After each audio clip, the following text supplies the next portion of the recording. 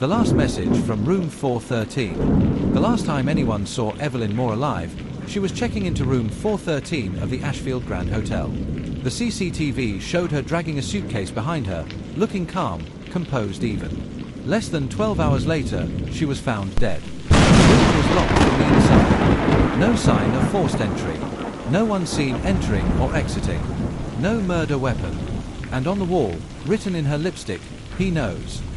Evelyn was a 38-year-old investigative journalist known for digging too deep.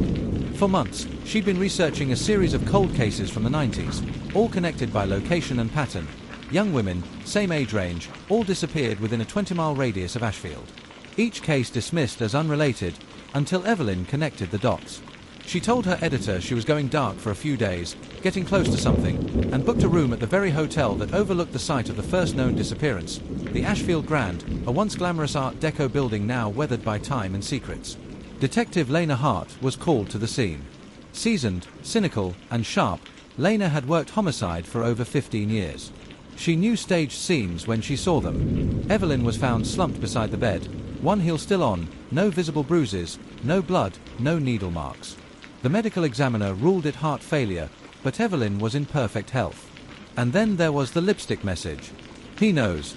Lena reviewed Evelyn's laptop, encrypted with military-grade software.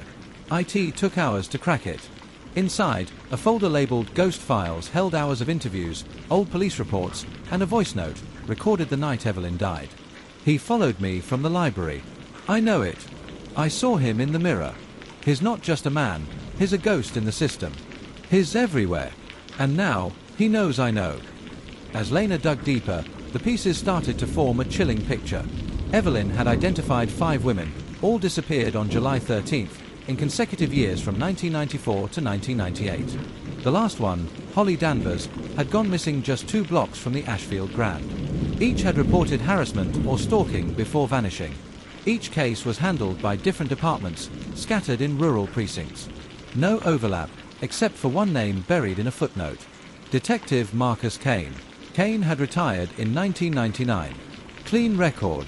Commendations. But Lena's gut screamed otherwise. She pulled the old files.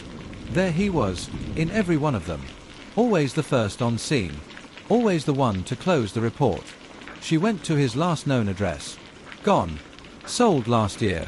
No forwarding information. But one thing stood out. Kane had a daughter. Lived under a new name. Lena found her, Amanda Lewis, working as a night manager at the Ashfield Grand Hotel. Amanda claimed she hadn't spoken to her father in years. "He wasn't a good man," she whispered, eyes scanning the empty lobby. If Evelyn was here looking into him, she was in danger. Lena pressed her. "Did you see her that night?" Amanda hesitated. "I checked her in. That's it. She went up to her room alone." But Lena had already seen the security footage. There was a 2-minute gap, corrupted, right when Evelyn would have gotten in the elevator. IT couldn't recover it. Later that night, Lena got a call from forensics. "We reran the TOC screen.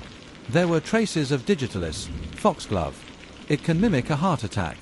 Nearly untraceable in small doses. Someone knew exactly what they were doing." Evelyn had been murdered. Lena returned to the hotel. Room 413 was sealed, but she needed another look. She walked the room again, her eyes scanning every inch. Then she saw it, behind the mirror. A tiny lens. Hidden camera. Downstairs, she demanded access to the hotel's internal surveillance. Amanda refused. "We don't monitor guests. That's a violation of privacy." Lena pressed harder. A search warrant followed. What they found was disturbing.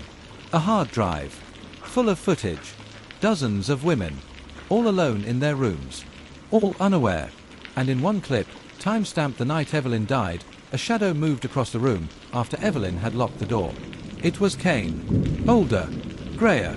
But unmistakably him. Amanda broke down. "He came to me 6 months ago. Said he had nowhere else to go. I let him stay. Just for a night. But he never left. He lived in the maintenance tunnels under the hotel. No one knew. I couldn't. I was scared." She gave up the keys to the tunnels. Lena led a team through the underbelly of the hotel. Miles of old piping, steam, and forgotten doors. Then they found it, Kane's lair.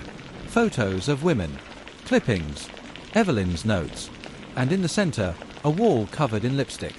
He knows, written over and over again. He'd been watching Evelyn. The moment she checked in, he knew why she was there. He knew what she found.